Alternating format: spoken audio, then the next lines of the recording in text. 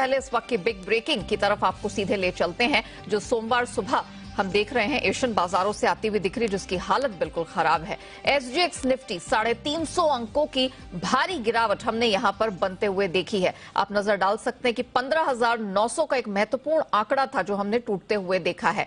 बाकी एशियाई बाजार भी जो खुल रहे हैं धीरे धीरे करके, वहां आप कह सकते हैं लाल निशान में पूरा बाजार रंगा हुआ है। निकेई पर नजर डाली जाए तो 750 अंकों की भारी भरकम गिरावट जापानीज मार्केट में हमने बनते हुए देखी है। इसके अलावा कॉस्पी, ताइवान, स्ट्रेट टाइम्स सब हम देख रहे हैं कि लाल निशान में गिरावट लेकर खुल रहे हैं। डाउ नैस्डैक फ्यूचर्स की भी बात करें तो यहां पर भी गिरावट का माहौल पसरा हुआ है। तकरीबन 385 अंकों की कमजोरी डाउ फ्यूचर्स में हावी है, तो नैस्डैक फ्यूचर्स भी इस कमजोरी से बच नहीं पाया है। 265 अंकों की गिरावट हम वहां भी देख रहे हैं। कमोडिटी बाजार इसकी चपेट में आ चुका है, जहां पर कच्चा तेल अच्छे खासे स्विंग्स दिखा रहा है और $120 के नीचे हमने इसे भी लुढ़कता हुआ देखा है। तो जिस तरह की भारी भरकम गिरावट आई है, उसमें किस प्रकार के संकेत हमने बनते हुए देखे हैं, क्यों ये गिरावट देखने को मिली है, इस पर हम बात करेंगे। और मेरे साथ इस वक्त मेरे सहयोगी दीपांशु स्टूडियो में जुड़ चुके हैं, जिनसे हम बात करेंगे और जानेंगे कि क्या कुछ हुआ है। Deepanshu, good morning. जरा बताइए, इतनी भारी गिरावट, मतलब ये तो पता ही था कि महंगाई के आंकड़े खराब ही आएंगे, 41 साल के ऊंचाई पर आए हुए, लेकिन इतनी घबराहट क्यों? इतनी घबराहट इसलिए है मॉर्निंग नेहा, क्योंकि जो अनुमान था उससे भी बहुत ज्यादा है। ऑलरेडी अनुमान था, जैसे आपने कहा 40 साल की ऊंचाई पर आएंगे, 8.3% का अनुमान था, उसके मुकाबले 8.6% पर आए। तो वो एक डर का माहौल फैल रहा है। हालांकि ऑलरेडी बाजार को पता चल गया था, क्योंकि थर्सडे फ्राइडे से रिपोर्ट्स आ रही थी कि व्हाइट हाउस ने अनऑफिशियल ब्रीफिंग में बताया है लोगों को कि उनकी भी चिंता है कि अनुमान से ज्यादा रहेगा इन्फ्लेशन। और वैसे ही आपने होते हुए दिखा है। कोर इन्फ्लेशन भी 6% पर आया, अनुमान 5.9% का था। जो एनर्जी के दामों में हम भारी उछाल देख रहे हैं, हमारे लिए जितनी बड़ी परेशानी है उससे ज्यादा या ऑलमोस्ट उतनी बड़ी परेशानी यूएस के लिए भी है।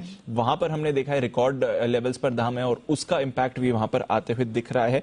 और डर है, क्योंकि यूएस एक कंजम्पशन बेस्ड इकोनॉमी है, तो जिस तरह से इन्फ्लेशन बढ़ रहा है, क्या इससे कंज्यूमर स्पेंडिंग कम होगी? और अगर कंज्यूमर स्पेंडिंग कम होगी, राइजिंग इंटरेस्ट रेट एनवायरमेंट है, तो क्या फिर रिसेशन आ सकता है? तो ये सारे फैक्टर्स को अगर आप कंबाइन कर लें, उसका एक डर है। एंड ऑफ कोर्स डर है कि अगली आने वाली बैठक में फेड क्या करेगा। इसी हफ्ते फेड की भी बैठक है, तो अब अनुमान लगाया जा रहा है कि आधे % की तो गारंटी है ही, इसी बैठक की नहीं बल्कि अगली 3 बैठक में आधे % से रेट्स बढ़ सकते हैं। और क्या इससे भी ज्यादा रेट्स बढ़ाने की जरूरत पड़ सकती है, उस पर एक डर फैला हुआ है। तो उसका आप इंपैक्ट देख रहे हैं। जहां तक आज सुबह के बाजार का एक्शन है, जहां तक ऑफ कोर्स हमने फ्राइडे को देखा, लगभग 900 अंक लुढ़क कर डाउ दिन के निचले स्तर पर बंद हुआ। S&P 500 3%, नैस्डैक 3.5% फिसला है।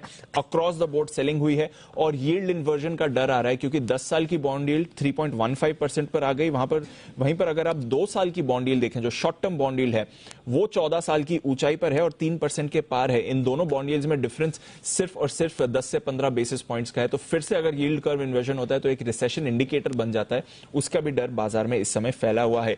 सभी सेक्टर्स में बिकवाली थी, ये तो हमने देखा। आईटी, बैंक्स, कंज्यूमर सबसे ज्यादा गिरे थे और स्पेशली जो दिग्गज आईटी स्टॉक्स है, Amazon, Microsoft, Meta, Apple, alphabet, यहां पर आपने भारी गिरावट देखी है।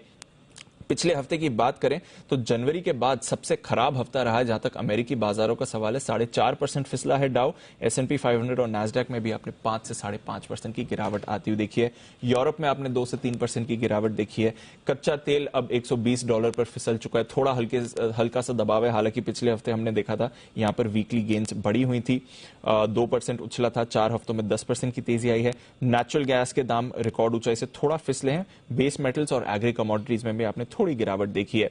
इस हफ्ते की बात करें तो ऑफकोर्स सबसे बड़ा इवेंट तो आपके लिए फेड की बैठक ही होने वाला है। वहां पर सबकी नजर है।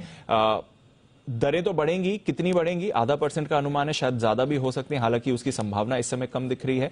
आगे की कमेंट्री क्या रहती है, इस पर सबकी नजर रहेगी। इसके साथ ही बैंक ऑफ जापान की पॉलिसी आएगी, यूएस के रिटेल बिक्री आंकड़े आएंगे, चीन के रिटेल बिक्री आंकड़े आएंगे, यूएस, यूरोप, चीन के इंडस्ट्रियल प्रोडक्शन डेटा भी आने वाला है। तो डेटा पैक्ड वीक है और ऑफकोर्स सबसे बड़ा इवेंट आपके लिए फेड की पॉलिसी ही रहेगा। बिल्कुल दीप, और हम यही जानने की कोशिश करेंगे और इसी पर बात करने के लिए एलिमेंट्स प्लेटफॉर्म के चेयरमैन और global market expert Ajay Bagga ji जुड़ चुके हैं हमारे साथ। बहरहाल शुक्रिया दीप आपका वो पूरी डिटेल रखने के लिए।